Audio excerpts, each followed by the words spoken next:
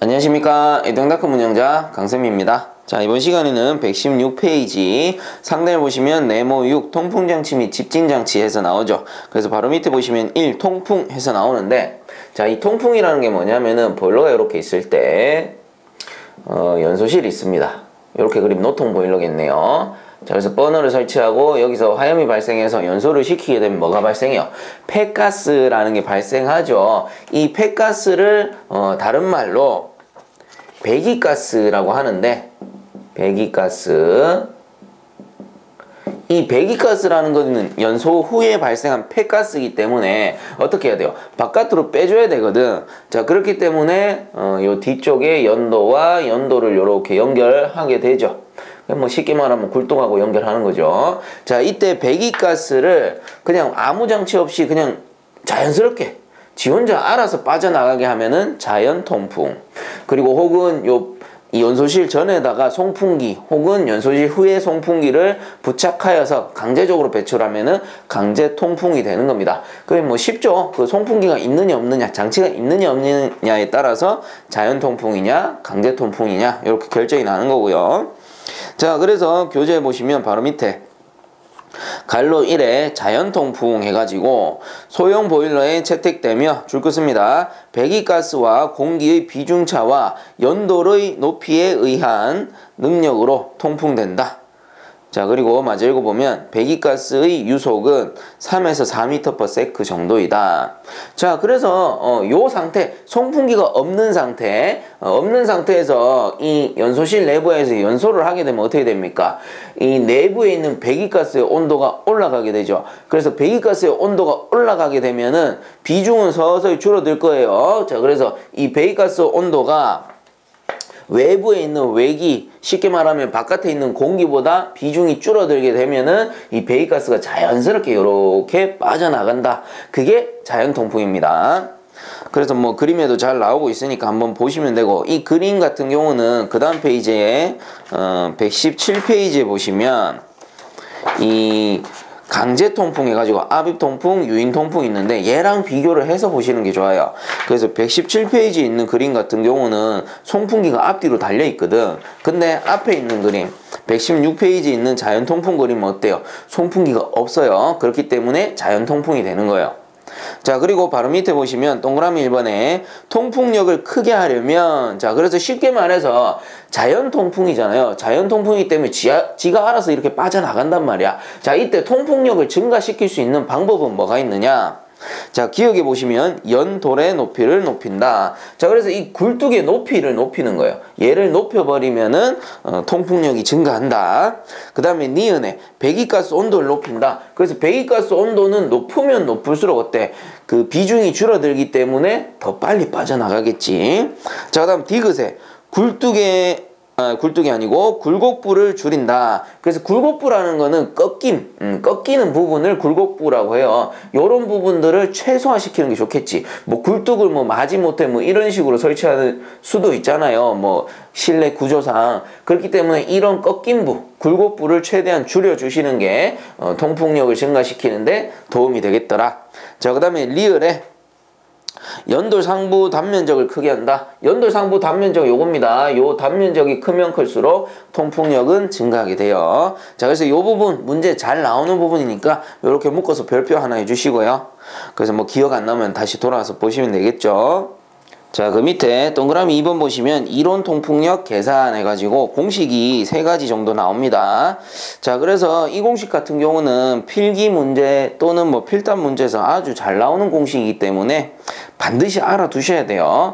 자, 그래서 한번 정리를 해봅시다. 자, 첫 번째 공식 같은 경우는 Z는 H에 RA-RG라고 해서 나옵니다. 자, 이때 요 Z라는 게 통풍력이고요. 그리고 요 H라는 게 연돌 높이.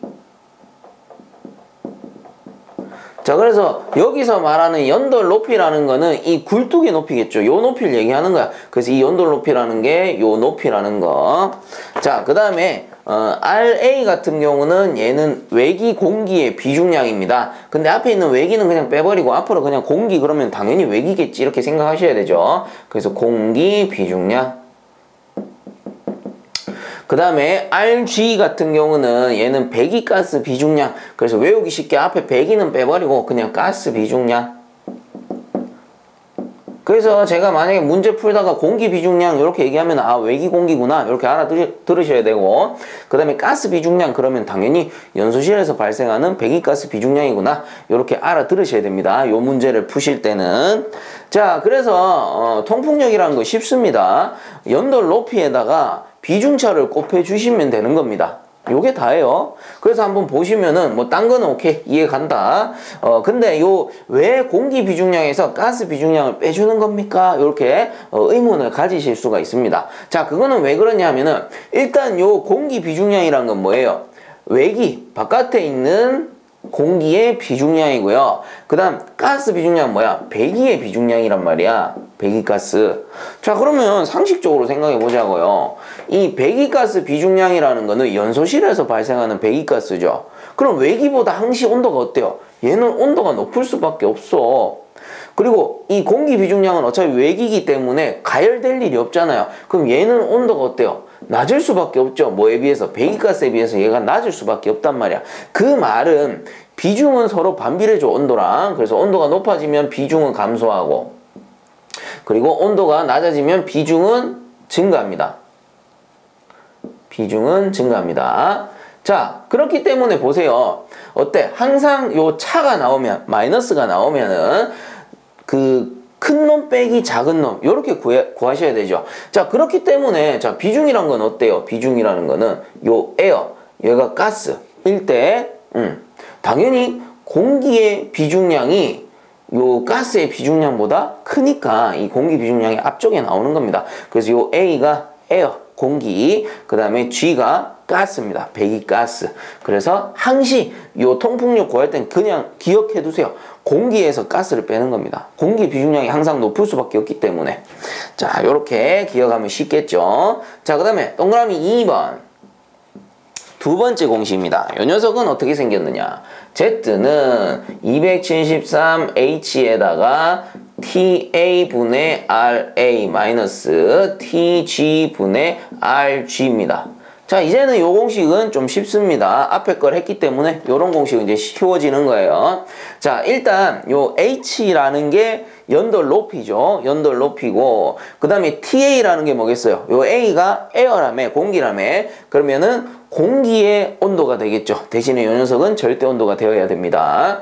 그 다음에 RA라는 거는 공기의 비중량. 그 다음에 요 TG 가스죠. 요거 뭐야? 배기가스 온도 대신에 절대 온도고. 그 다음 RG라는 게 비중량인데 뭐예요? 가스, 배기가스의 비중량이 되겠죠. 그래서 앞에 있는 공식을 완벽하게 이해하셨다면 요 공식은 쉽게 암기가 될 겁니다. 대신에 차이점 뭐야? 요 TA, TG라는 거는 절대 온도기 때문에 앞쪽에다가 273을 곱해주게 되는 겁니다. 자, 그래서 어떻게 활용이 되나 하면은 첫 번째 공식 같은 경우는 문제에서 비중량만 줬을 때, 비중량의 조건만 줬을 때는 1번 공식으로 푸셔야 돼요. 그 다음에 두 번째 공식 같은 경우는 비중량과 그리고 온도를 줬을 때, 온도 조건을 줬을 때. 그래서 요 온도 조건을 절대 온도로 줄 수도 있고 보통 보면은 도시로 줍니다. 그럼 요 도시로 주면 어떻게 해야 돼? 더하기 273 해가지고 풀어주셔야 됩니다. 왜? 밑에 거는 절대 온도니까. 자, 요렇게 이해를 하시면 될 것 같아요. 자, 그 다음에 동그라미 3번 공식 한번 봅시다. 동그라미 3번 공식 같은 경우는 Z는 요게 355H에다가 TA분의 1 마이너스 TG분의 1이라고 줬네요. 자, 이때 요 H는 이제는 다 알죠. 연돌 높이. 그 다음 TA라는 거는 그 에어, 공기의 절대 온도. 그 다음 TG라는 거는 가스, 배기가스의 절대 온도가 됩니다. 자, 그러면 이 공식은 어떨 때 활용하면 돼? 온도 조건만 줬을 때 활용을 하게 됩니다. 자, 그래서 요 앞에 355의 의미를 물어보시는 분들이 아주 많더라고요. 자, 그래서 이게 왜 355가 되느냐 하면은 이 공기의 비중량이 자 이쪽에 쓸게요. 공기 아니다 이렇게 쓰지 말고 이쪽에 따로 씁시다. 공기 비중량이 책에 보시면은 1.294라고 해서 나옵니다. 1.294. 근데 요거를 이제 보정해 주셔야 돼. 이렇게 9를 반올림 해가지고 공기 비중량을 1.3이라고 보는 겁니다. 자, 그래서 요 2번 공식 있죠. 2번 공식에 보시면 273이잖아요. 273에다가 273 곱하기 1.2를 해버리면 요 값이 대략적으로 354.9가 나와요. 그래서 요걸 반올림 해가지고 355로 요 앞에다가 사용을 하는 겁니다. 즉 뭐예요? 요 밑에 세 번째 공식 같은 경우는 온도 조건만 줬을 때이기 때문에 이 비중량을 공기 비중이다 라고 가정하고 보는 거야. 그렇기 때문에 이 공기 비중량 1.3을 273에 곱해서 355가 앞쪽에 툭 튀어나오는 거지. 대신에 위에는 그냥 1. 그래서 공통적으로 공기 비중량을 썼다라는 소리입니다. 자, 그래서 간혹 보면은 학생들 중에 선생님 요 세 가지 공식 다 외워야 됩니까? 이렇게 여쭤보시는 분들이 있던데 뭐 물론 다 외우면 좋죠. 문제 풀기 아주 용이합니다. 자, 근데 정 외우기 어려우면 한 가지 공식은 꼭 외우셔야 돼요. 한 가지 뭔데? 요 동그라미 2번 공식. 왜냐하면 따지고 보면 이 2번 공식에서 파생돼서 1번이 나오는 거고 2번 공식에서 파생돼서 3번이 나오는 겁니다. 즉, 자 보세요. 2번 공식 같은 경우는 비중량과 온도 조건이 있을 때 풀 수 있는 공식이에요. 자, 여기에서 온도 조건 사라지게 되면은 1번 공식이 되는 거고요. 그리고 요 2번 공식에서 비중량 조건이 사라지면 3번 공식이 됩니다. 자, 그러면 어떤 과정에 의해서 얘들이 사라지느냐? 자, 예를 들어서 2번 공식에서 1번 공식으로 한번 만들어 본다면 자, 1번 공식이 되려면 어떻게 됩니까? 온도 조건이 사라져야 돼. 자, 이 말은 이 밑에 있는 온도 조건이 결국 둘 다 똑같은 거야. 0도씨다. 이렇게 가정을 하는 겁니다. 그럼 0도씨 더하기 절대온도 만들면 273 되잖아요. 자, 그럼 273분의 얼마? 273분의 얼마? 그래서 두 개를 뺐으니까 결국은 273분의 x 값이 나와서 요 273 요 두 가지와 약분이 돼버리겠죠. 그래서 요 273 조건은 사라지면서 h는 RA-RG라는 1번 공식, 비중량만 있을 때 구하는 공식이 되는 겁니다. 자, 그 다음에 2번에서 3번으로 한번 만들어 본다면 요건 지워버리고 2번에서 3번으로 바뀌려면 뭐가 사라져야 돼요? 비중량이 사라져야 되잖아. 자, 그렇기 때문에 요 2번 공식에서 이 비중량 두 개를 통일시켜 버리는 거야. 뭘로? 공기의 비중량 1.3 보정했던 1.3으로 통일시키는 거예요. 1.3, 1.3이 들어가. 물론 RA, RG 값은 곱하기 X 값이겠지만 통일했기 때문에 1.3으로 보는 겁니다. 1.3으로 보고 요 두 개의 값이 같기 때문에 앞쪽으로 빼내는 거예요. 그러면 273 곱하기 1.3이 되면서 355가 되겠죠. 대신에 RA, RG 값은 1로 통일해버리는 거예요. 둘 다 같다. 자, 그렇게 되는 거죠. 자, 그래서 아래쪽의 공식이 나오는 겁니다. 355H TA분의 1 마이너스 TG분의 1이라는 3번 공식이 나오는 겁니다.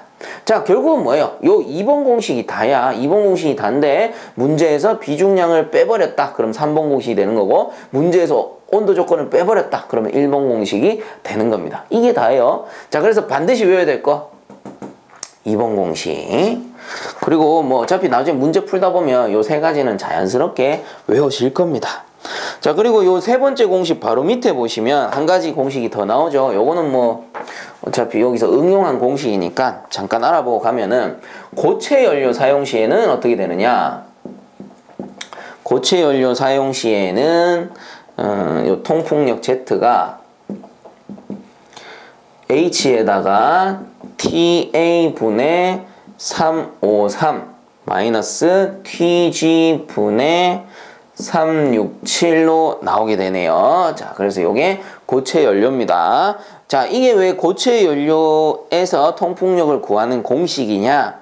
자, 일단 요 353이라는 거는 어디서 나왔느냐? 요 2번 공식이 273 있죠? 요게 각각 들어가 버린 거야. 273이 요렇게 들어가는 겁니다. 자, 이때 353이라는 거는 공기가 되겠죠. 그래서 요걸 구해보면 273 곱하기 그 우측에 공기 비중량 보면은 1.294 해가지고 요 녀석이 아마 353. 뭐 얼마 이렇게 나올 거예요. 여기서는 공기를 보정해주지 않아요. 왜? 둘 다 같은 값이 아니기 때문에. 자, 그래서 1.29라는 공기 비중 양으로 구했을 때 355가 되는 거예요. 즉 요게 결국 뭡니까? 공기 비중량을 보정해 준 거지, 온도에다가.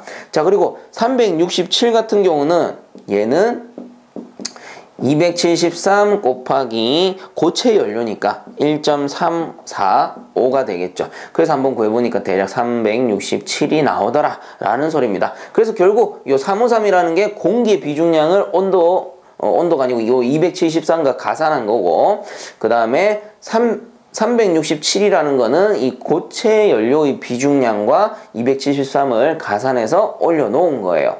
자, 그러면 뭐 예를 들어 가지고 기체 연료다 그러면은 요 값에 요 273에다가 비중량을 기체 연료 비중량 여기서는 1.25를 넣을 거고요. 액체 연료 같은 경우는 1.31 넣어가지고 응용해서 우리가 풀 수가 있겠죠.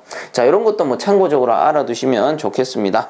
그래서 이 비중량 같은 경우는 문제에서 줄 때도 있고 안 줄 때도 있으니까 기본적인 뭐 고체, 기체, 액체 같은 경우는 좀 알아두시는 게 편하겠죠. 자, 이런 식으로 공식 3가지 정리를 해봤습니다. 그래서 여기서 가장 중요한 게 2번 공식. 그래서 딴 건 몰라도 무조건 2번 공식은 반드시 외워라. 자, 그 다음 그 밑에 보시면 어드바이스의 실제 통풍력은 이론 통풍력 곱하기 0.8 돼 있죠. 그래서 요거 별표해 주시고요. 자, 그래서 요 녀석도 아주 중요해요. 이게 무슨 말이냐면은 우리가 예를 들어서 실제 통풍력을 구하고 싶다. 그럼 어떻게 하느냐? 제가 알려드린 요 공식 자체가 이론 통풍력 구하는 공식이란 말이에요. 자, 그러면 이론 통풍력 구하는 공식에다가 곱하기 0.8을 하게 되면 실제 통풍력이 나오는구나 이 소리입니다.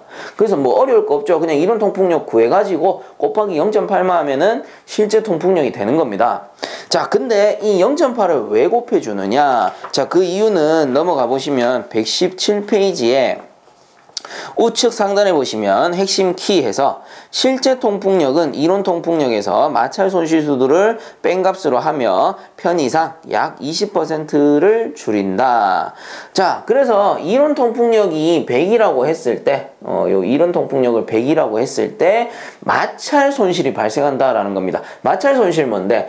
이게 쭉 그냥 나가주면 좋은데 요 외부 표면 있죠? 표면과 마찰하면서 손실이 발생한다라는 소리입니다. 그 손실량이 대략 한 20% 정도다라고 친다면 결국 실제 통풍량은 이 20%를 빼준 80%가 실제 통풍력이 되겠죠. 그렇기 때문에 요 이론 통풍력에다가 곱하기 0.8을 해서 실제 통풍력을 구하게 되는 겁니다.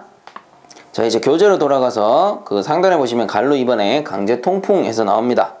그래서 요 강제 통풍의 종류는 3가지예요. 압입 통풍, 유인 통풍, 병영 통풍이 되고요. 자, 그중에 첫 번째 동그라미 1번 압입 통풍 해가지고 줄 거 씁니다. 연소실 앞에 압입 송풍기를 장착한다. 자, 그래서 압입 송풍은 연소실이 있다.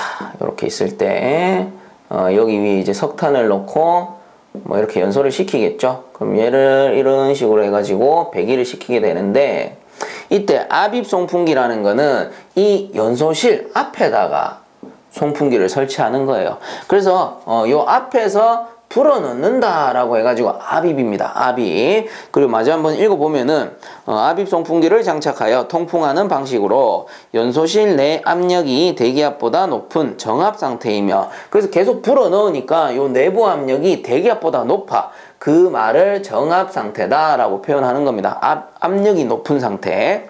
자, 그래서 정압 상태이며 연소가스나 화염의 누설이 발생할 수 있다. 그래서 이게 정압 상태다 보니까 연소가스가 이 압력에 의해서 밀려 나가요. 어디로 나가느냐? 뭐 요런 연결 부위 있죠. 그래서 보일러가 오래 사용하다 보면은 연결 부위에서 그 연소가스라든가 화염이 이렇게 쫙 퍼져 나오는, 그래서 외부에서 봤을 때 화염이 막 틈새로 주주죽 나오는 현상이 있어요. 그런 거를 연소가스나 화염이 누설됐다라고 하거든요. 그래서 이런 내부 압력이 높기 때문에 발생합니다. 연소가스나 화염의 누설이 발생할 수 있다.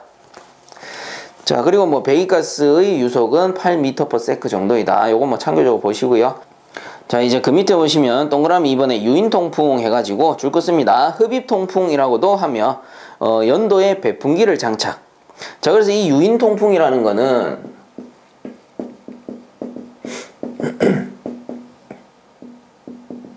이 연소실이 이렇게 있으면, 연소실이 이렇게 생겼으면 이렇게 해서 여기서 이제 화염이 발생되겠죠. 쭉 탑니다. 이렇게 타고 있을 때 연도에 배풍기를 장착한대요. 그래서 쉽게 말하면 요 연도에다가 송풍기를 단다 이 소리입니다. 그럼 이 연도에다가 송풍기를 달아버리면 어떻게 돼요? 이 송풍기가 쭉 빨아당기겠죠, 공기를. 그래서 공기를 쭉 빨아당겨서 유인시켜서 통풍시킵니다. 자, 그래서 공기를 유인시킨다라고 해서 유인통풍이라고 하는 거고, 그리고 요거를 이제 공기를 바깥에서 빨아당긴다, 흡입한다 이거죠. 흡입하기 때문에 다른 말로 흡입통풍이라고도 부른다라는 소리입니다. 그래서 마저 읽어보면 배풍기를 장착하여 통풍하는 방식으로 연소실 내의 압력이 대기압보다 낮은 부압 상태이며, 그렇죠, 쭉 빨아당기기 때문에 요 내부 압력은 대기압보다 낮은 부압 상태입니다. 부압 상태이며 외기 공기의 누입이 발생될 수 있다. 그래서 뭐 어디에 틈이 발생했을 때는 외부에 있는 공기가 쭉 누입될 수도 있는 거죠. 그리고 배기가스의 유속은 10m/s 정도이다. 참고적으로 보시면 될 것 같아요. 그 밑에 뭐 그림 잘 나오니까 한 번씩들 보시고요. 그 다음에 보시면은 동그라미 3번에 평형통풍에서 줄 거 씁니다. 압입통풍과 유인통풍을 조합한 형식. 자, 그래서 평형통풍이라는 거는 요 압입통풍, 유인통풍을 합쳐놓은 거예요. 합쳐놓은 거야. 더해놓은 거야. 자, 그래서 이 세 번째 평형통풍은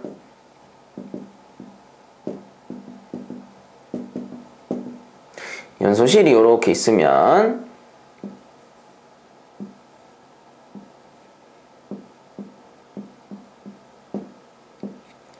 송풍기를 어떻게 합니까? 앞뒤로 다 달겠지. 여기에 압입 송풍기, 그럼 여기에 요게 배풍기, 앞에서 뭐 배풍기라고 얘기했네요. 뭐 결국 따지면은 송풍기 둘 다 똑같은 거야. 그래서 앞 뒤로 송풍기 다 달면은 평형 통풍이에요.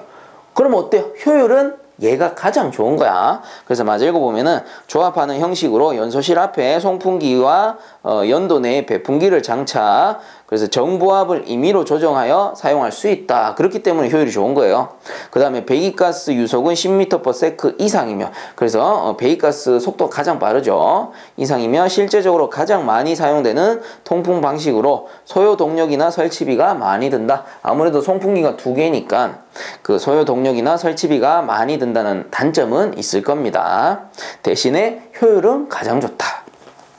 그리고 밑에 보시면 꼭 집어 어드바이스에 강제 통풍 시 통풍력 조절 방법에서 나옵니다. 그래서 앞에서 우리가 그 자연 통풍 시 통풍력을 증가시키는 방법이 있었다면 이 강제 통풍 시에는 어떻게 통풍력을 조절하느냐. 그래서 보면은 송풍기의 회전수를 조절한다. 그렇죠. 뭐 요 달려있는 송풍기의 회전수를 뭐 늘리거나 줄여가지고 통풍력을 조절할 수 있을 거고요. 그 다음에 댐퍼에 의한 조절해가지고 이 송풍기라는 게 따지고 보면은 이 원심식 송풍기 같은 경우는 이 임펠러 깃의 회전에 의해서 이 흡입하고 공기를 흡입하고 밖으로 빼주는 이런 형식인데, 이 송풍기라는 거는 결국 뭐랑 연결돼 있어요?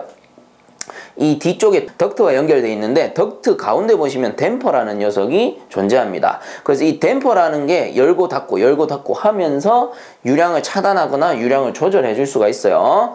자, 그래서 댐퍼에 의한 조절 방법. 그 다음 세 번째 보시면 흡입 베인에 의한 조절해서, 흡입 베인이라는 건 송풍기 내부에 달려 있는데 이렇게 해가지고 뭐 이런 식으로 피자판처럼 생겼어요. 이렇게 생겨가지고 이게 닫히고 열리고 하면서 풍량 조절이 가능합니다. 그래서 그 우측의 핵심 키 보시면 베인에 대한 설명이 나와요. 그래서 참고적으로 한 번만 읽어봅시다. 유입된 공기를 일정한 방향으로 축을 회전시키기 위해서 붙어있는 작은 날개들 또는 풍향기와 같이 공기를 유연하게 흐르게 하는 것. 그래서 베인이라는 게 공기를 유도해주는 역할도 있지만 그 풍량을 닫고 열고 해가지고 조절하는 그 역할도 있다라는 거 알아두시면 좋을 것 같아요.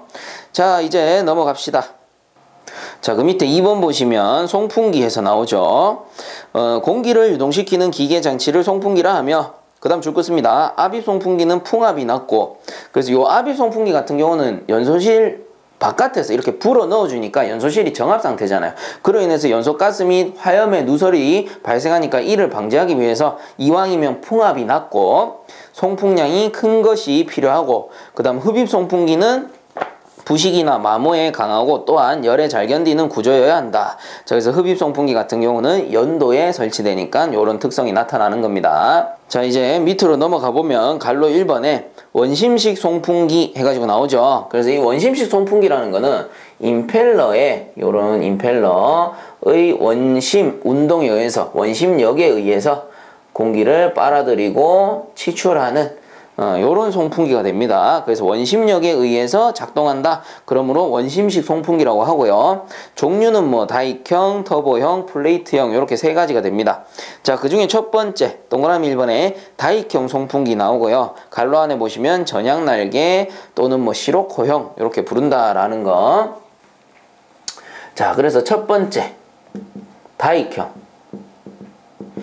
요거를 뭐 다른 말로 시로코형 이라고도 부르고, 그래서 이 시로코사라는 회사에서 만든 거예요. 시로코사에서 만들었기 때문에 시로코형이 되는 거고, 이 녀석의 특징은 일단 전향날개라는 거. 그래서 전향날개라는 건 뭐냐면은 요렇게 임펠러가 있으면요, 예를 들어서 이 임펠러가 이렇게 시계 방향으로 회전하면은 날개가 그 시계 방향대로 요렇게 굽은 거야. 요런 식으로.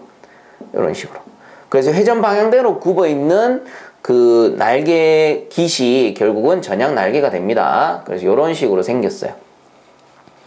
자, 그래서 특징 한번 봅시다. 기억해 보시면 소형 경량이며 값이 싸다. 그 다음에 니은의 효율이 낮으나 설치 면적이 작다. 그래서 소형이면서 크기도 좀 작다라는 소리겠죠. 대신에 효율은 좀 낮고요. 그 다음 디귿에 저압 저회전에 적합하다. 자, 그리고 이 시로코형이라고 하면은 문제에서 나오는 특성이 요런 게 나옵니다. 정숙 운전이 가능하다. 정숙 운전 가능. 요게 문제에서 자주 나오더라고요. 그리고 요 시로코형은 그 효율은 낮지만 풍량은 많아요. 풍량이 많다.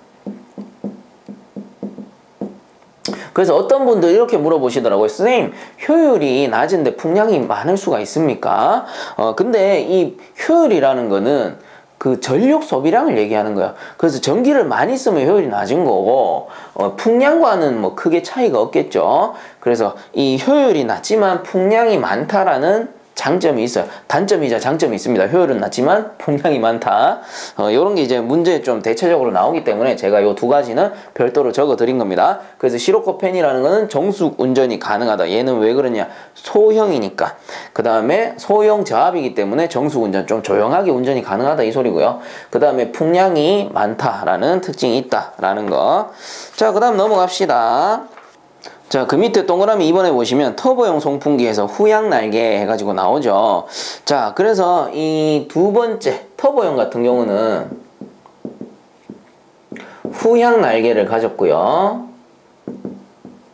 이 후양 날개라는 거는 임펠러가 이렇게 있으면 회전 방향이 이쪽이다라고 했을 때 날개가 반대쪽으로, 뒤쪽으로 이렇게 굽어 있는 거를 후양 날개라고 하겠죠.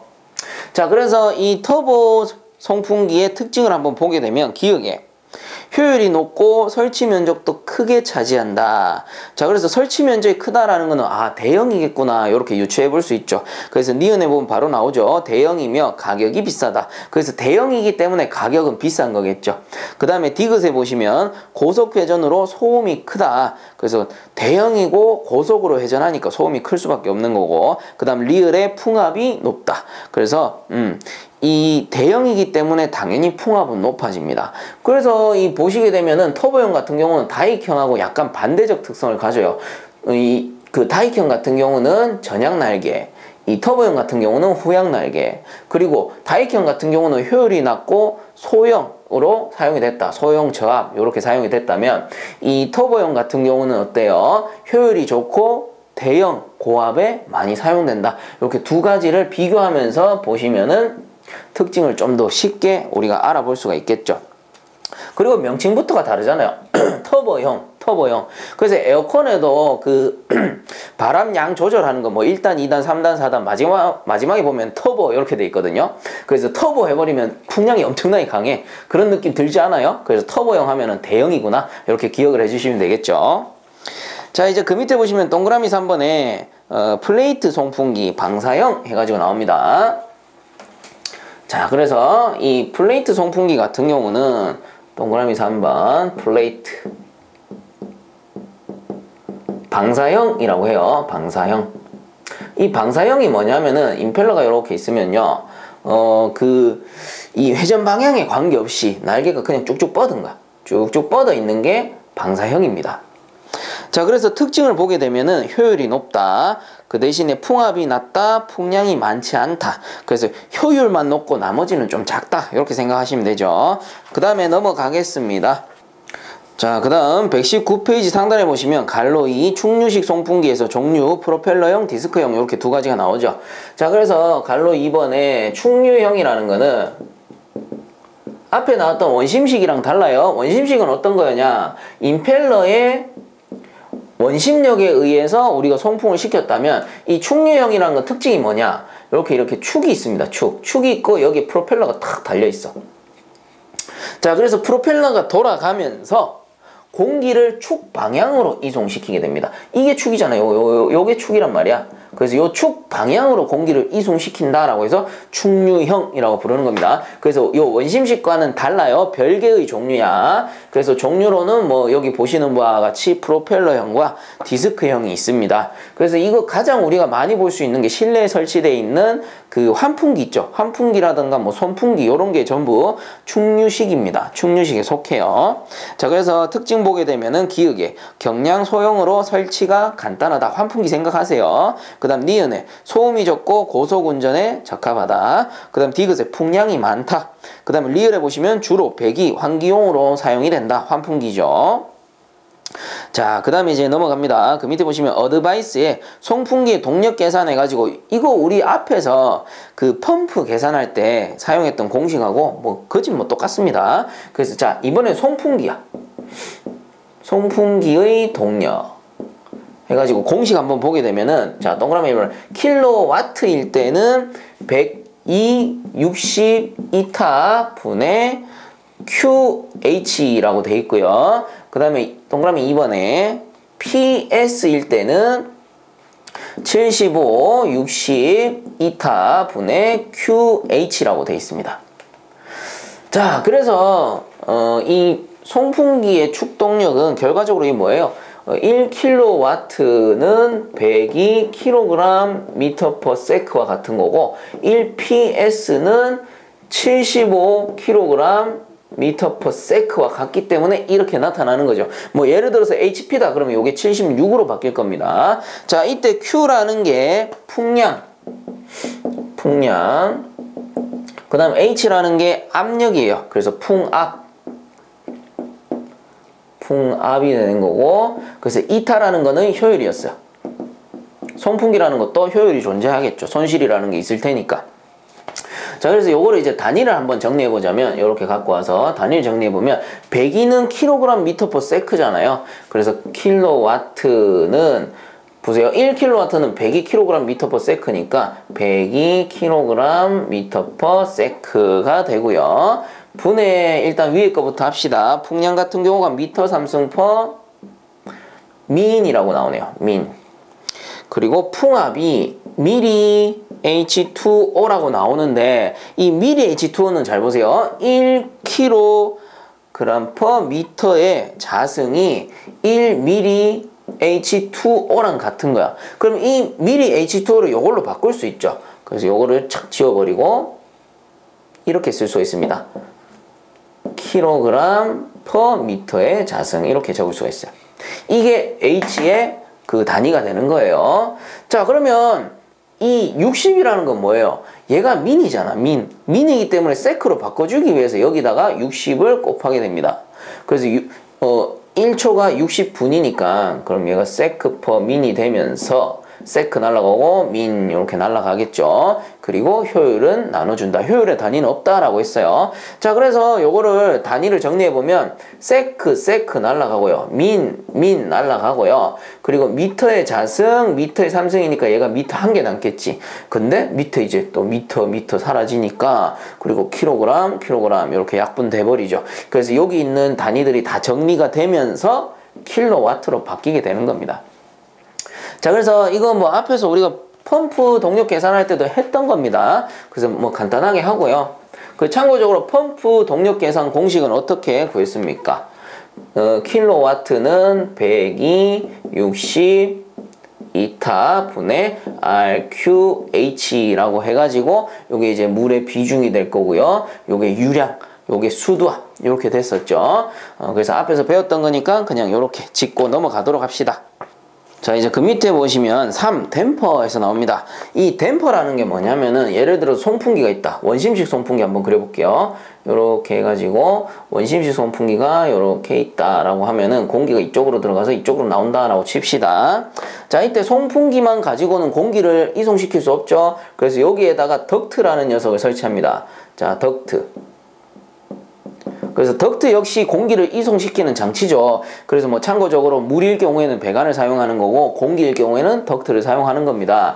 자, 이때 덕트 중간에다가 이렇게 댐퍼를 설치합니다. 댐퍼.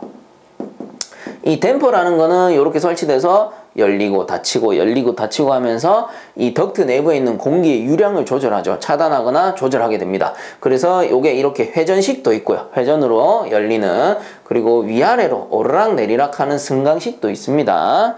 자, 요런 게 다 댐퍼예요. 그래서 책에서 보시면 갈로 1번에 댐퍼 설치 목적 해가지고 동그라미 1번에 통풍력 조절, 그렇죠. 공기 유량을 이렇게 조절하는 겁니다. 그 다음 동그라미 2번에 배기가스 흐름을 차단한다. 그래서 요게 닫아서 차단할 수도 있겠죠. 그 다음 동그라미 3번에 주연도 부연도 전환해가지고 이 전환하는 댐퍼도 있어요. 전환하는 댐퍼는 예를 들어서 덕트가 이렇게 있으면 이렇게 해가지고 요 사이에다가 댐퍼를 이렇게 설치해요.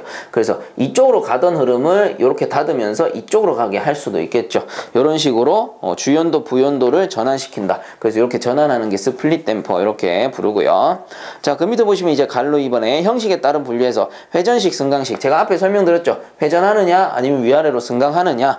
그래서 회전식 한번 읽어보면 댐퍼판의 중앙 또는 한쪽으로 회전축을 설치하여 개폐에 의해 통풍력을 조절한다. 그래서 회전한다 라는 거죠. 그 다음 승강식은 댐퍼판의 승강에 의하여 개폐도를 조절한다. 그래서 주로 보면 대형 보일러에 사용된다 라고 나오네요. 그 다음 이제 넘어갑시다. 자, 120페이지 상단에 갈로 3 형상에 따른 분류해서 나오네요. 자, 그래서 뭐 종류는 버터플라이형, 다익형, 스플릿형 이렇게 나오는데, 자, 버터플라이형 같은 경우는 덕트가 이렇게 있을 때 이 댐퍼가 이렇게 해가지고 이쪽에 날개처럼 이렇게 생겼습니다. 그래서 이게 나비처럼 생겼다라고 해서 이렇게 회전식으로 열리는데 이런 거를 버터플라이형, 가장 기본적인 구조가 돼요. 그 다음에 다익형 해서 다익형은 뭐 익형이라고도 불러요. 그래서 이렇게 해가지고 그림에 잘 나오는데, 평형, 익형 댐퍼 같은 경우는 요 버터플라이 댐퍼는 이 전체가 하나란 말이야. 근데 익형이라는 거는 여러 개로 설치된 거야. 한 개, 두 개, 세 개 해가지고 여러 개로 이렇게 설치해서 얘들이 연결된 거야. 이때 같은 방향으로 나란하게 설치되면은 얘는 평형, 익형. 그 다음에 그 세 번째 그림 보시면은 이번에는 요게 지그재그로 이렇게 돼 있죠. 방향이. 그래서 이렇게 방향이 지그재그로 바뀌어 있는 게 대향 익형, 반대로 되어 있다 이 말입니다. 그래서 요 세 개가 뭐 여러 개가 있겠죠. 3개 이상입니다. 그래서 여러 개가 이렇게 묶여 있는 상태. 그 다음에 뭐 세 번째 그 스플릿형 댐퍼 같은 경우는 분배용이라고 나와서 그림에는 4번째 있네요. 이렇게 해가지고 이쪽에 설치해서 얘가 이런 식으로 그 흐름을 바꾼다거나 혹은 분배용으로 사용이 되게 됩니다. 요런 게 스플릿형. 자, 이렇게 되겠네요. 자, 그 밑에 4 집진장치에서 나옵니다. 요거 줄 거 주세요. 연소로 인한 함진 배기가스 중 분진, 회분, 유해가스 등을 처리하는 장치로 건식과 습식이 있다. 자, 그래서 이 집진장치라는 거는 배기가스 안에 있는 이물질, 그리고 먼지 같은 것들을 걸러주는 장치를 집진장치라고 하는 거예요. 자, 이거를 왜 설치하느냐 하면은 배기가스라는 게 그렇게 깨끗한 가스가 아닙니다. 그 안에 막 그 회분도 있고 뭐 검댕이 이런 것도 막 섞여 나오잖아요. 그런 것들이 대기 중에 이렇게 그냥 빠져나가 버리면 어떻게 돼요? 집진하지 않고 당연히 환경오염으로 이어진다던가 외부의 2차 피해로 이어질 가능성이 크죠. 그렇기 때문에 이 집진장치를 설치해 가지고 그 배기가스 안에 있는 이물질들을 제거해 주는 겁니다. 자, 그래서 그 밑에 보시면 갈로 1에 건식 집진장치에서 자, 동그라미 1번 중력 침강식 해서 나오네요. 자, 동그라미 1번 중력 침강식. 그래서 한번 읽어보면 함진 공기를 장치 내의 넓은 공간으로 인도하여 유속을 작게 하여서 그 다음 줄 것입니다. 대형 입자를 자연 침강시키는 방식의 집진장치. 그래서 뭐 이제 연도 가운데다가 이런 넓은 공간을 만들어 버리는 거야. 이렇게 넓은 공간을 만들고 이제 굴뚝에 연결을 하는 거죠. 자, 이렇게 되면은 배기가스가 지나가다가 넓은 공간에서는 유속이 느려지죠. 유속이 느려지면서 이 공기 중에 이렇게 지나가는 공기 중에 무거운 분진들은 어떻게 돼요? 아래쪽으로 툭툭툭 떨어집니다. 그래서 무거운 분진들이 아래쪽에 이렇게 쌓여요. 그래서 중력에 의해서 떨어진다라고 해가지고 중력 침강식 이렇게 부릅니다. 마저 한번 읽어보면은 설비가 간단하지만 장소를 요한다. 그렇죠. 요 설비 중에 큰 공간이 필요한 거야. 그리고 밀입자의 집진에는 효과가 없으므로 다른 집진 장치의 전처리에 주로 사용된다. 그래서 얘는 그 주 집진 장치로는 사용이 어렵고요. 그 나머지 다른 뭐 관성역식이나 원심역식 이런 아이들 앞쪽에 설치해가지고 커다란 입자만 좀 걸러주는 요런 전처리에 사용되는 거예요. 그 밑에 보시면 처리가스 속도가 늦을수록 흐름이 균일할수록 집진 효율이 좋다.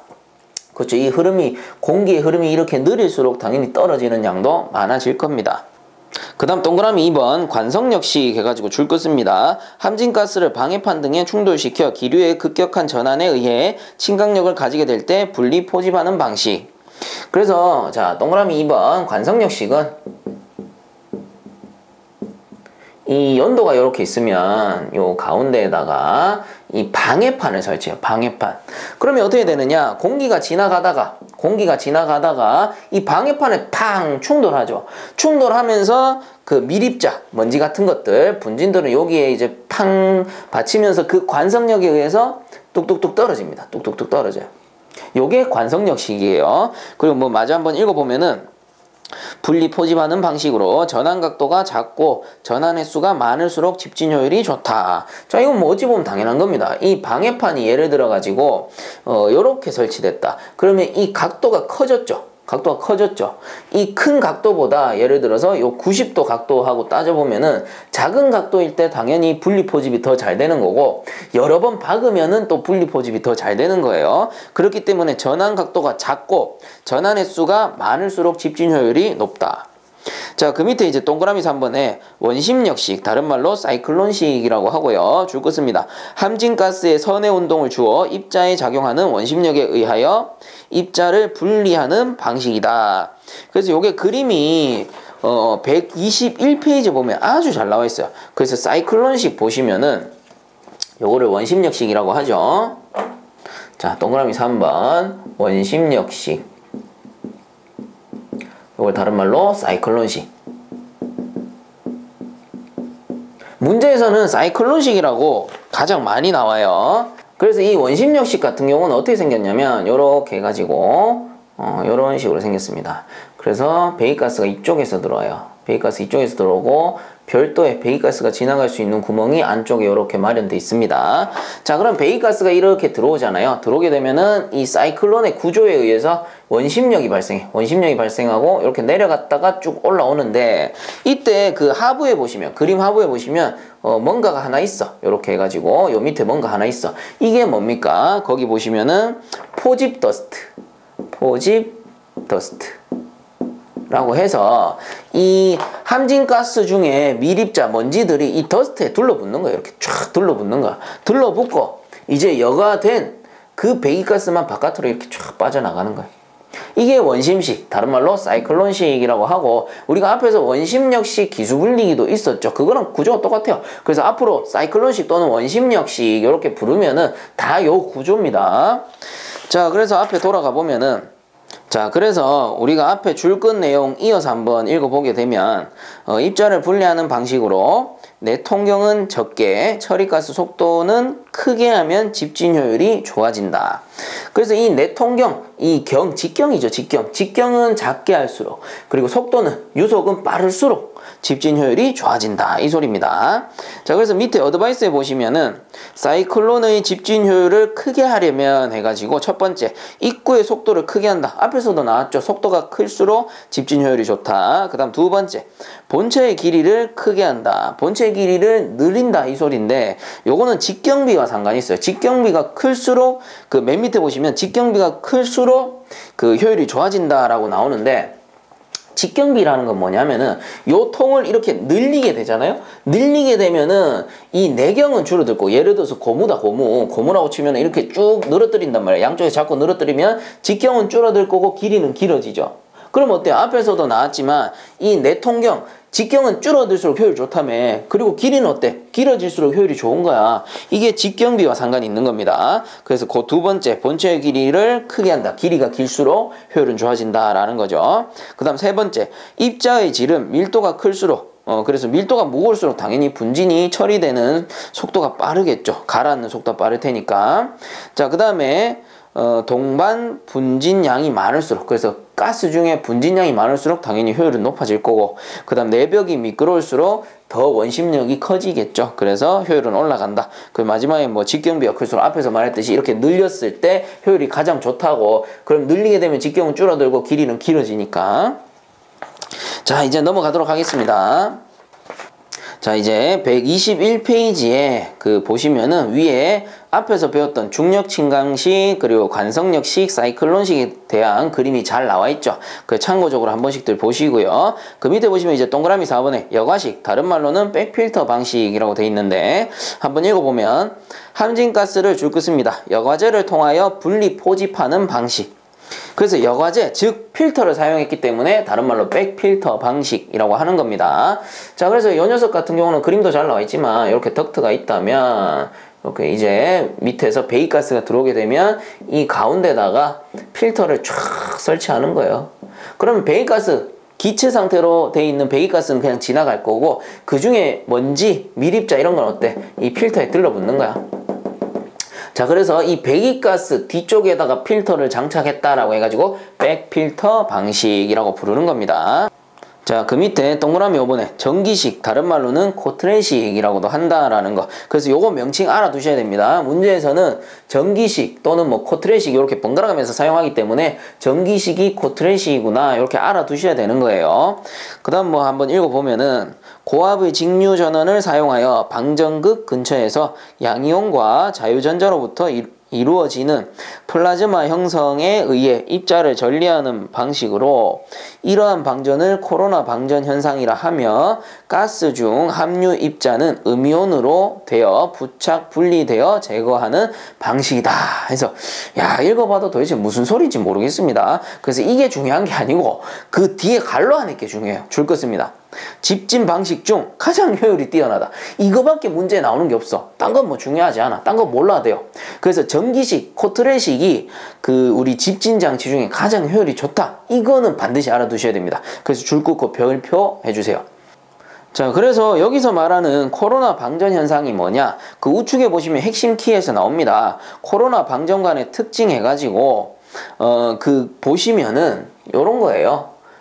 코로나 방전관이 있으면 주변에 방전극이라는 게 형성이 됩니다. 이 방전극이라는 거는 코로나 방전관이 이렇게 양이온을 띠게 돼요. 그럼 요 관은 현재 양이온 상태야. 플러스야. 자, 근데 이 배기가스 중에 함진가스 있죠. 이물질을 함유한 가스. 그런 애들은 그 이물질의 극성이 음이온이란 말이야. 마이너스 이온이야. 이렇게 막 이 마이너스 이온이 떠돌아다니다가 방전관 근처에 오면 얘들이 막 들러붙는 거야. 그래서 이런 성질을 이용한 방식이 전기식 집진 장치가 되는 거예요. 그래서 그 특징을 한번 보게 되면 그림 밑에 나오죠. 동그라미 1번에 적용 범위가 넓다. 그래서 제가 전기식 같은 경우는 효율이 높으니까 적용 범위가 당연히 넓은 거고, 그 다음에 동그라미 2번에 압력 손실이 적다. 그렇기 때문에 효율이 또 높아지는 거고요. 그 다음 동그라미 3번에 더스트의 외부 배출이 용이하다. 그 다음 동그라미 4번에 미세 입자의 포집이 용이하고 가장 높은 집진율을 얻을 수 있다. 그래서 이 전기식 또는 코트레식이라고도 하는데, 이 녀석의 가장 큰 특징은 뭐예요? 집진 방식 중 가장 효율이 뛰어나다. 이거 하나만 알고 넘어가시면 된다라는 겁니다. 자, 이제 넘어가도록 합시다. 자, 이제 본문에 밑에 보시면 갈로 2 습식 집진장치 해가지고 나오죠. 그래서 이 습식 집진장치라는 건 뭐냐면, 습식이 뭘까? 물을 사용한다라는 소리죠. 그래서 이렇게 생각하시면 돼요. 그 배기가스가 지나갈 때 여기에다가 물을 쫙 분사시키는 거야. 그럼 배기가스 중에 섞여있던 그 이물질들이 물에 의해서 쭉 씻겨서 떨어지겠죠. 그럼 떨어진 물을 별도로 배수한다던가 청소해주는 그런 장치들을 습식 집진장치라고 하는 거예요. 물을 사용한다 이 뜻입니다. 그래서 한번 읽어보면, 습식 집진장치 일종으로 줄 거 씁니다. 공기와 가스 속의 분진에 물을 분사해 닦아 흐르게 하는 장치를 말한다. 그리고 뭐 마저 읽어보면, 물방울, 수막, 기포 등을 다량으로 형성하여 분진 입자의 확산, 충돌, 응집 작용으로 집진율을 향상시킨다. 자, 그래서 밑에 보시면 세정식 집진 장치는 크게 줄 거 씁니다. 가압수식, 유수식, 회전식으로 나뉜다. 자, 그래서 종류도 중요하지만 그 앞에 뭐라고 돼 있어요? 세정식 집진 장치라고 돼 있죠. 그래서 이 습식 집진 장치를 다른 말로 세정식 집진장치라고도 불러요. 왜? 물로 씻어낸다는 의미에서 세정식이라고도 언급하기도 합니다. 자, 그럼 이제 넘어가 볼까요? 자, 이제 넘어가서 122페이지 상단에 보시면, 자, 첫 번째 가압수식 나오네요. 그래서 줄 거 주세요. 물을 가압 공급하여 함진가스를 세정하여 분리 제거하는 방식. 그래서 물에 압력을 가해가지고 쫙 뿌린다 이 소리예요. 그래서 밑에 종류 이거 별표합니다. 별표하시고 요거는 외우셔야 돼요. 문제 아주 잘 나와. 무조건 나와. 그래서 이 가압수식 집진장치의 종류는 벤튜리 스크러버, 사이클론 스크러버, 제트 스크러버, 충전탑, 분무탑입니다. 그래서 저는 외울 때 이렇게 외웠습니다. 자, 가압수식이죠. 가압수식 집진장치의 종류 이렇게 외우세요. 벤사제 충분, 벤사제 충분.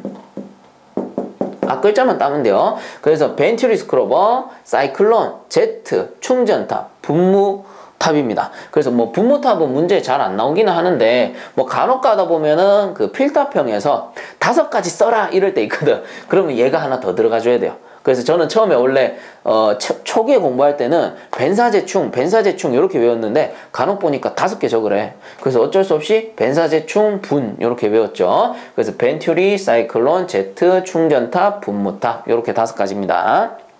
자, 그다음 넘어갑시다.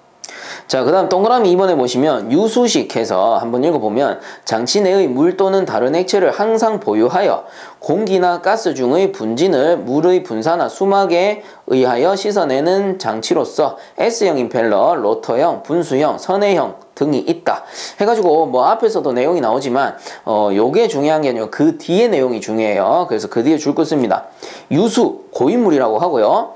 이 유수를 순환시켜 사용하기 때문에 물의 소비량이 적고 급수압을 필요로 하지 않는다.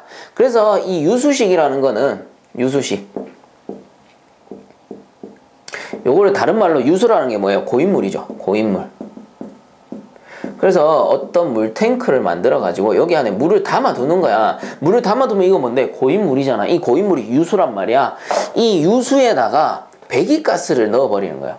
그래서 배기가스를 이 물에다가 넣는 거지. 앞에서는 가압수식은 물을 뿌렸다면, 얘는 배기가스를 이제 물 안에 넣는 거예요. 그럼 배기가스가 들어가서 이물질들은 이 물에 의해서 고일 거고, 그리고 씻어진 배기가스는 다시 이렇게 취출하는 형식이겠죠. 그래서 유수식은 고인물에다가 배기가스를 넣었다 뺀다라고 해서 유수식인 겁니다. 자, 요게 다예요. 그 다음에 이제 동그라미 3번에 보시면 회전식에서 첫 번째 줄 거 씁니다. 스크러버 속의 세정수 분산을 날개 회전으로 실행. 그래서 날개가 회전하면서 물을 뿌린다라고 해가지고 회전식이 되는 거예요. 그래서 먼저 읽어보면은 날개 회전으로 실행해 물방울 수막 기포를 만들고 함진가스의 세정으로 진해를 포집하는 것으로 타이젠 와셔, 임펠러 스크러버 등이 있다. 설치 면적은 비교적 작지만 가동 부분이 있으므로 부식성 가스의 처리에는 부적당하다. 그래서 뭐 나머지 내용은 참고적으로 보시면 됩니다. 그래서 이 종류가 습식 집진장치 종류가 세 가지인데, 가압수식은 물에 압력을 가해서 뿌리는 형식이고, 유수식은 고인 물에다가 배기가스를 넣었다 빼는 형식, 그 다음 회전식은 회전 날개에 의해서, 회전력에 의해서 쫙 분사된다라고 해서 회전식이다. 그래서 뭐 명칭에 답이 다 있는 거죠. 자, 그리고 이제 넘어가 보시면 밑에 개념 잡기에서 문제 한번 풀어보면은 집진장치의 종류 중 건식 집진장치의 종류가 아닌 것은 이라고 했습니다. 그래서 1번에 보시면 가압수식 집진장치는 이건 뭐예요? 가압수식은 습식이라고 했잖아요. 그래서 이 건식 집진장치 종류가 아닌 것은 1번이겠죠. 그럼 뭐 나머지는 중력식, 관성력식, 원심식은 건식에 속하겠더라. 자, 그 다음 넘어갑시다.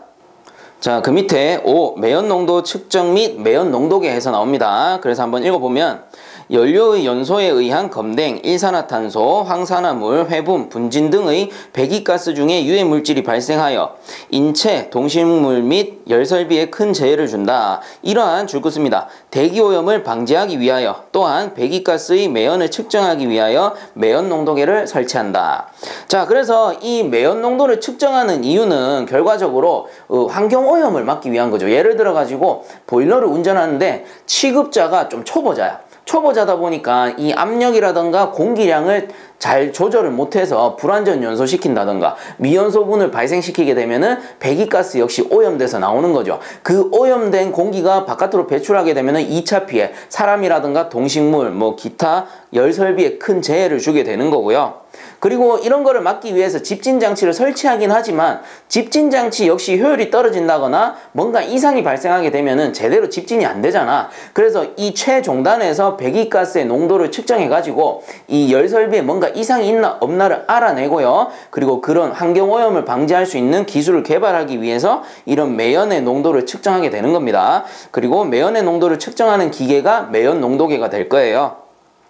자, 이제 그 밑에 갈로 1번에 매연 발생 원인 보겠습니다. 그래서 동그라미 1번에 보시면 연소장치의 결함. 그렇죠. 연소장치에 뭔가 이상이 생기게 되면 불완전 연소하게 될 거고, 그렇게 되면은 결과적으로 매연이 발생하게 되는 거죠. 그 다음 동그라미 2번에 불완전 연소. 이게 가장 주된 매연 발생 원인입니다. 자, 그 다음 동그라미 3번에 공기비가 부족할 때 당연히 불완전 연소되니까 매연이 발생하죠. 그래서 대부분이 불완전 연소가 원인이 되는 거예요. 그 다음 동그라미 4번에 보시면 취급자의 연소기술 미숙. 자, 그래서 앞에서도 말씀드렸듯이 보일러를 운전하는 사람이 초보자야. 그래서 압력이라든가 오일의 양이라든가 공기량을 제대로 조절하지 못하게 되면은 결과적으로 미연분이라든가 불완전 연소하게 되니까 매연이 발생한다. 이렇게 보셔야 되고요. 그 다음 동그라미 5번에 저질 연료 사용 시, 그렇죠. 질이 나쁜 연료를 사용하게 되면은 그 연료 자체에 이물질이 많으니까 매연이 많이 발생하게 됩니다. 그래서 보시면은 뭐 갈로 안에 저질 연료 같은 경우는 수분, 회분, 휘발분 등이 많이 함유된 연료, 즉 이물질이 많다 이 말이에요. 자, 다음 밑에 보시면 동그라미 6번에 연소실 온도가 너무 낮을 때, 그래서 온도가 너무 낮게 돼도 불완전 연소되니까 매연이 발생하는 거예요. 그래서 쭉 읽어보시면 대부분이 뭐예요? 불완전 연소에 의한 매연 발생입니다. 그래서 이해만 하고 넘어가시면 돼요. 굳이 외우지 않아도 되죠. 쭉 읽어보면 이해만 가면 됩니다. 자, 이제 그 밑에 보시면 갈로 2번에 매연 농도계 종류 해가지고, 자, 동그라미 1번에 링겔만 매연 농도표 해가지고 줄 것입니다. 연돌 위에 배출되는 매연과 관측자 앞에 놓인 매연 농도표를 시각에 의해 비교 측정하는 방법으로 0에서 5번까지 6단계로 구분되어 있다 해가지고 왼쪽 편에 보시면 핵심 키에서 링겔만 매연 농도 측정 방법 해가지고 나오는데, 요거 보기 전에요, 일단은 다음 페이지로 넘어갑니다.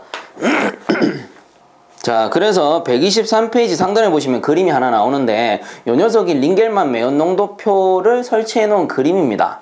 자, 그래서 이 그림을 살펴보게 되면은 일단 요 밑에 지상이 있어요. 땅이에요, 땅. 그리고 왼쪽 편에 굴뚝이 있겠죠. 요게 배기가스가 나오는 굴뚝. 그리고 이 우측에는 사람이 이렇게 서 있을 겁니다. 그리고 그 가운데에다가 농도표를 설치해요. 닌겔만 매연 농도표를 이렇게 설치를 합니다. 자, 이때 설치 거리는 굴뚝과 사람 간의 거리가 얼마라고 나와 있어요? 이 녀석이 30에서 39m라고 되어 있고요. 그리고 이 농도표랑 사람과의 거리는 16m라고 나오죠. 자, 그리고 이제 굴뚝에서 이렇게 연기가 쫙 발생되어서 나오네요. 쫙 나오고요. 그리고 이쪽에도 높이가 뭐 하나 나오는데 이거는 조금 이따 설명드릴게요. 그래서 이 높이가 30에서 45, 여기서 미터가 아니고 센티미터 이렇게 나오네요. 그래서 요거에 대한 거는 조금만 이따 설명을 드리겠습니다.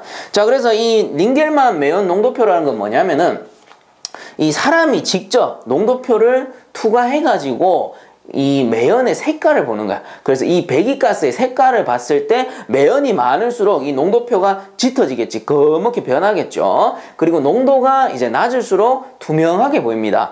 자, 그게 바로 밑에 보시면은 그 넘버 5, 넘버 4, 3, 2, 1, 0 이렇게 해서 나오죠.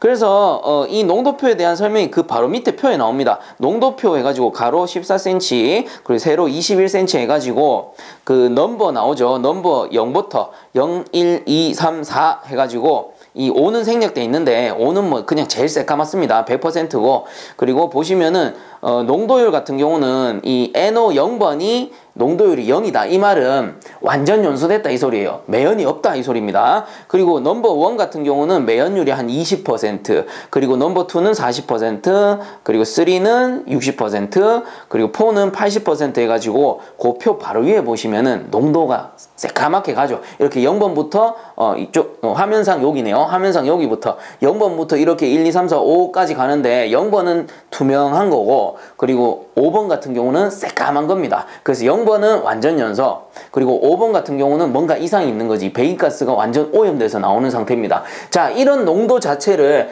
이 사람이 농도표를 투과해가지고 이렇게 보는 형태예요. 자, 이게 닌겔만 매연 농도표고요. 자, 그러면 앞 페이지로 잠깐 돌아갑니다. 앞 페이지로 잠깐 돌아가가지고 자, 그래서 122페이지 그 좌측에 보시면 핵심 키에서 닌겔만 매연 농도 측정 방법 해가지고 나오죠. 그래서 요거 한번 살펴보면은 동그라미 1번에 농도표는 관측자 전방 16m 떨어진 곳에서 눈의 위치와 동일한 높이에 설치한다. 자, 그래서 요 닌겔만 농도표 같은 경우는 사람과 16m 떨어지게 설치하고요. 그리고 이 눈높이에 맞춰서 설치한다 이 소리입니다. 자, 그 다음 동그라미 2번에 관측자와 연돌의 거리, 그래서 요 사람과 연돌, 굴뚝이죠. 굴뚝의 거리는 30에서 39m다 이렇게 돼 있죠. 그 다음에 동그라미 3번에 보시면 연돌 상단부 30에서 45cm의 연기 색을 농도표와 비교 관찰한다. 그래서 이 사람이 요렇게 요거를 이제 투과해서 보는데 이렇게 투과해서 볼 때 연기의 색은 어디? 대략 30에서 45cm 정도 높이에 있는 요 연기를 봐야 된다 이 소리입니다. 그래서 여기 있는 높이 이제 설명이 되는 거죠. 그 다음 동그라미 4번에 직사광선을 피하고 태양을 등지고 연기 흐름과 직각 방향에서 측정할 것. 참 까다롭긴 합니다만은 요 조건을 좀 따라야 돼요. 왜냐하면은 만약에 이쪽 편에서 햇빛이 이렇게 비친다라고 하면은 매연 농도가 만약에 엄청나게 지금 농도가 뭐 넘버 5다, 제일 나쁘다. 그래도 햇빛에 의해서 이게 투명하게 보일 수 있단 말이야. 그렇기 때문에 항상 햇빛을 등지고서 측정을 해줘야 되는 거고요. 그리고 연기가 지금은 이렇게 흘러가죠. 그럼 농도표를 이 연기 방향의 직각으로 이렇게 설치를 해줘야 된다 이 소리입니다. 예를 들어서 연기가 이렇게 지나간다. 그러면 사람이 이쪽 편에 서야 되는 거야. 이쪽 편에 서서 농도표 이렇게 설치해가지고 이렇게 직각을 맞춰줘야 된다라는 소리가 되겠죠. 그래서 이런 조건이 맞았을 때 정확히 측정이 된다라는 소리입니다. 자, 그 다음에 동그라미 5번에 보시면 주위의 하늘색이 너무 환하거나 어두울 때는 측정하지 않는다. 상당히 까다로워요. 그래야지 뭐 정확하게 측정된다라는 소리겠죠. 그 다음 동그라미 6번에 보시면 10초 간격으로 반복 실시하여 평균값을 취할 것. 그래서 그 시간이라든가 뭐 시간에 따라서 햇빛도 햇빛 양도 변하듯이 우리가 한 번 딱 측정해가지고는 정확한 측정량을 뽑아낼 수가 없잖아요. 그렇기 때문에 몇 번씩 측정해가지고 대략 한 평균 요 정도 농도가 나오더라. 그래서 넘버 한 3나 2 정도의 뭐 이렇게 평균 값이 나오더라. 요런 거를 산출해내야 된다라는 소리입니다. 그래서 이게 너무 수동적이기 때문에 요즘에는 크게 사용하지는 않아요. 근데 문제는 나오기 때문에 우리가 이렇게 알아둬야 된다라는 소리겠죠. 자, 이제 123페이지에 보시면 그림과 그 표 밑에 보면은 이 링겔만 매연 농도표 말고 그 매연을 측정하는 계측 장치들입니다. 그래서 이 녀석들은 문제에서 크게 다뤄지지 않으니까 좀 편한 마음으로 읽고 넘어가도록 하겠습니다. 그래서 동그라미 2번에 보시면 로버트 농도표 해가지고 링겔만의 일종으로 4단계의 농도표로 구성되어 있다 해서 링겔만 농도표랑 원리는 똑같아요. 근데 링겔만 농도표 같은 경우는 NO0부터 NO5까지 6단계로 구성되어 있었다면 이 녀석은 4단계의 농도표를 가졌다라는 거, 그 차이점밖에 없습니다. 자, 그 다음 동그라미 3번에 보시면 광전관식 매연 농도계 해가지고 줄 꺼주세요. 빛의 투과율 측정에 의한 매연 농도계. 그래서 광전관식 하면은 무조건 빛의 투과율입니다. 그래서 우리가 앞에서 화형 검출 장치에서도 플레이마이가 다른 말로 광전관이라고 했잖아요. 그거 뭔데? 우리가 플레이마이라는 건 눈으로 본다. 뭐를? 빛이 들어오는 거를. 그래서 빛이 들어오는 거를 보게 되면은 모두 광전관식이 되는 거예요. 자, 다음 동그라미 4번에 보시면 매연 포집 중량법 해가지고 읽어보면은 먼지를 포함한 배기가스를 성면, 앞면 등의 여과지에 통과 포집시켜 줄 것입니다. 여과지의 중량 변화를 자동적으로 측정하는 장치. 그래서 여과지가 처음에 먼지가 없을 때는 뭐 예를 들어서 1kg 정도 나갔었다. 근데 먼지를 함유하니까 뭐 한 3kg 정도로 변했다. 그러면은 이 매연의 양이 2kg 정도 되는구나. 이렇게 그 매연을 포집해가지고 무게를 재는 거예요. 그렇기 때문에 매연 포집 중량법이 되는 겁니다.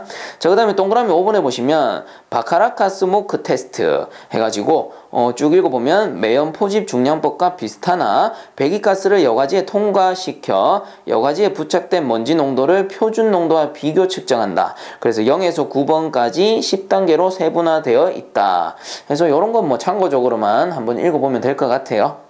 자, 이렇게 해서 이번 시간도 마치도록 하고요. 본 강의가 도움되셨다면 유튜브 에듀영닷컴 검색 후에 구독과 함께 영상 하단에 보시면 따봉 버튼 있으니까 한 번씩만 눌러주시면 감사하겠습니다. 자, 수고들 많이 하셨습니다.